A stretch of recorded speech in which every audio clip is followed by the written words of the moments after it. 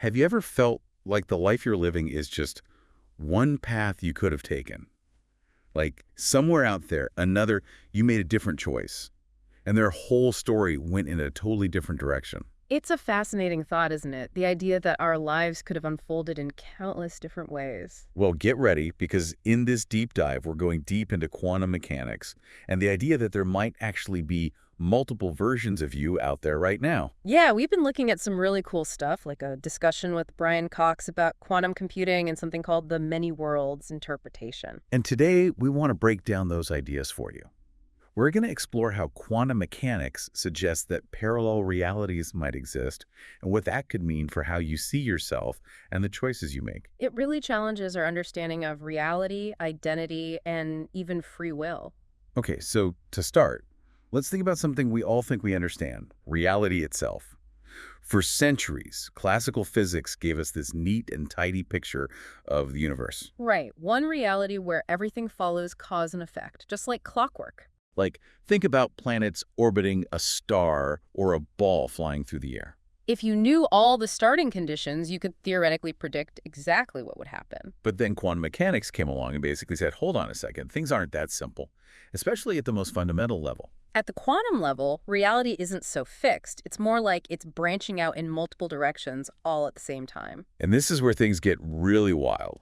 Quantum theory suggests that every interaction, every tiny quantum event, even the smallest choices we make, could create a whole new version of events. Yeah. And this isn't just some metaphor, abstract idea, right? No, not at all. This is based on the math that describes the quantum world. It's suggesting that we might not be experiencing just this one life, but countless variations of it across what Brian Cox called this vast, unseen network of realities. Okay, so then the question becomes, if these other versions exist, where are they? And why do we only seem to experience this one reality? That's the million-dollar question, isn't it? And to understand that, we have to talk about something called quantum superposition. Superposition. It sounds like something out of Star Trek. It kind of is. It's this idea that unlike everyday objects, which are in one specific state at any given time, quantum particles can exist in multiple states simultaneously until they're observed. So like a coin spinning in the air, it's both heads and tails until it lands. Exactly. And this has been proven over and over in experiments, the most famous one being the double slit experiment.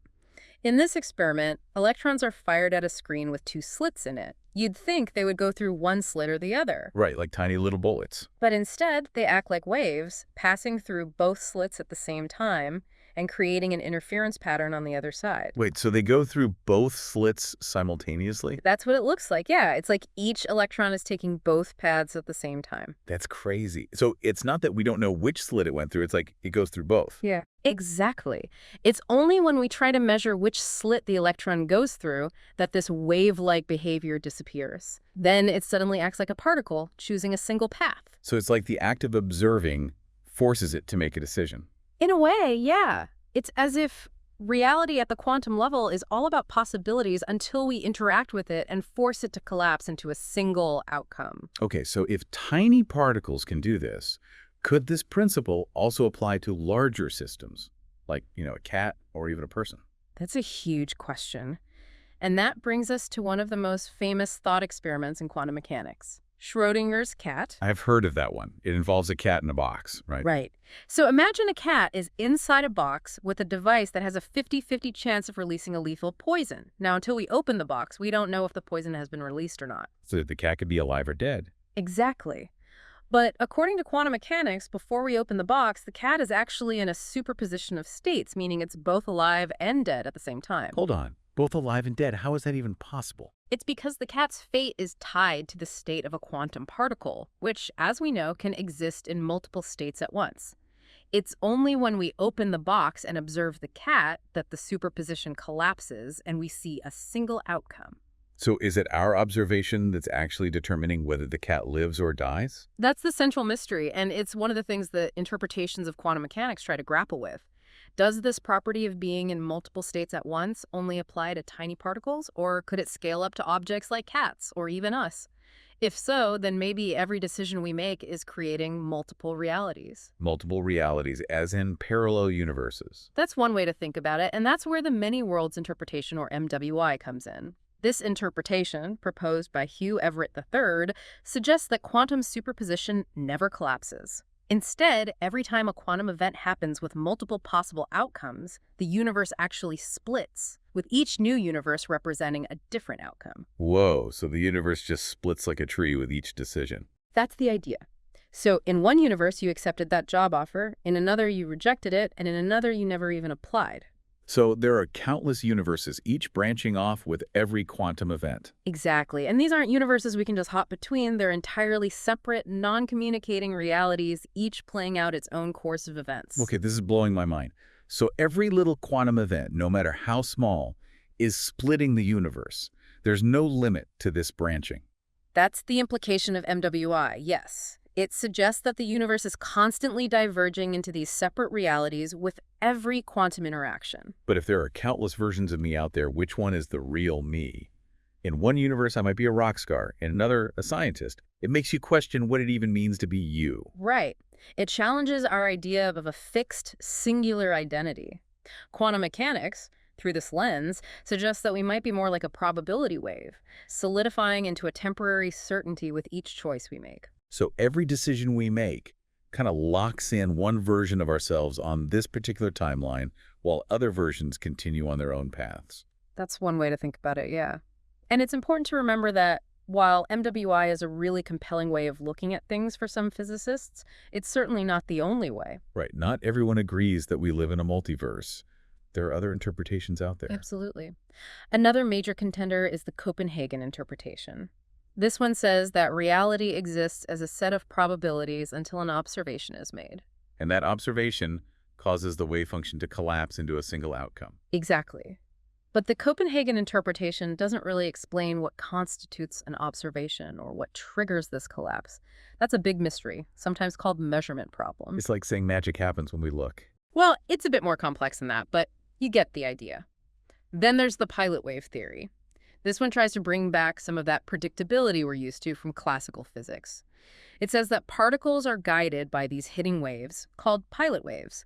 So reality isn't fundamentally random, it just follows rules we haven't figured out yet. So in this view, everything is predetermined. In a way, yes. But the problem is we haven't been able to detect these pilot waves. It's like explaining one mystery with another mystery. So we have these different interpretations, Copenhagen with its mysterious collapse, many worlds with its infinite universes, pilot wave with its hidden guides, all trying to explain the same quantum phenomena. And here's the crazy thing.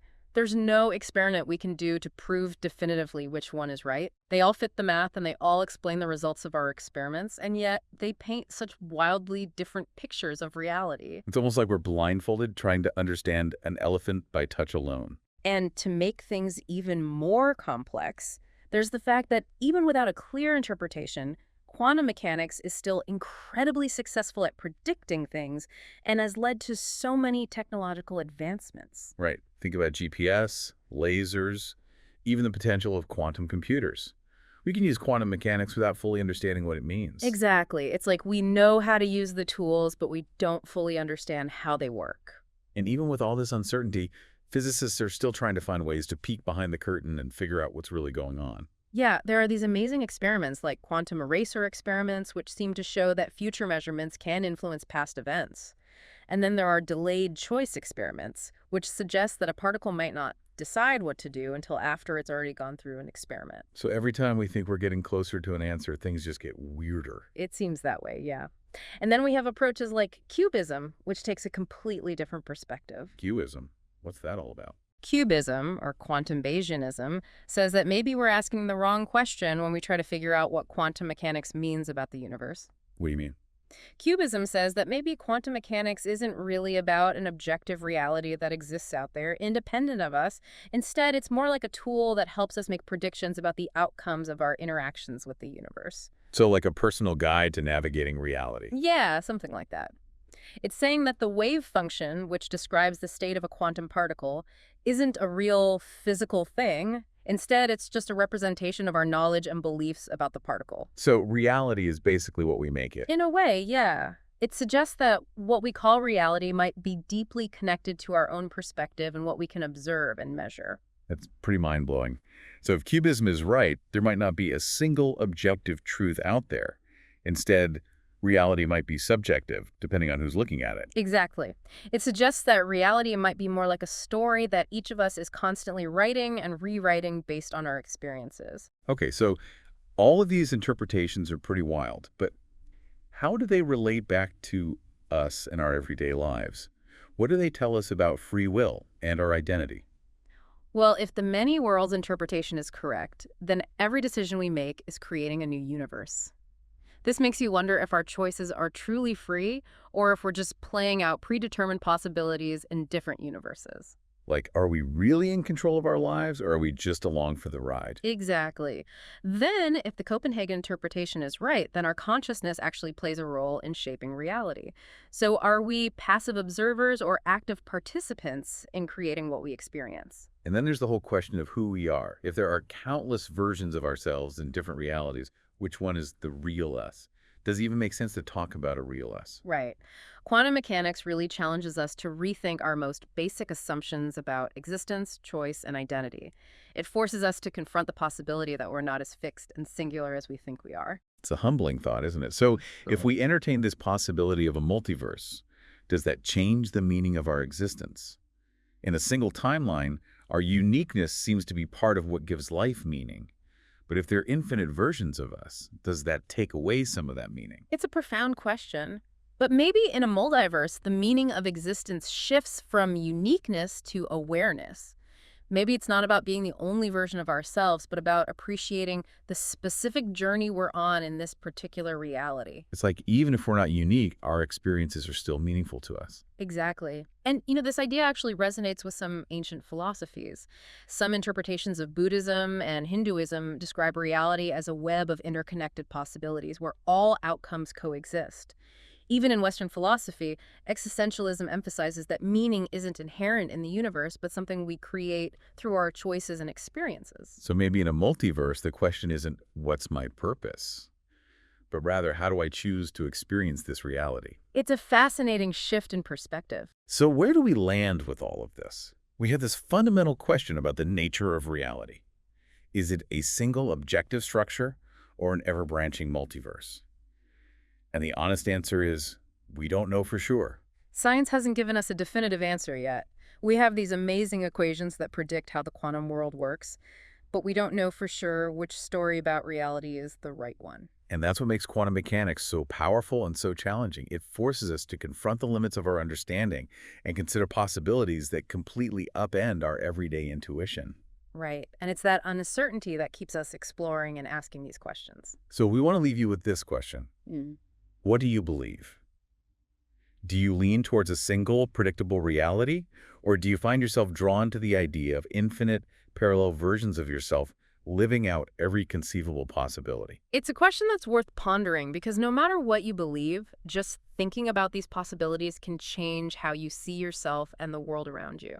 Absolutely. So keep exploring, keep questioning, and keep that mind of yours wide open. Until next time, keep diving deep.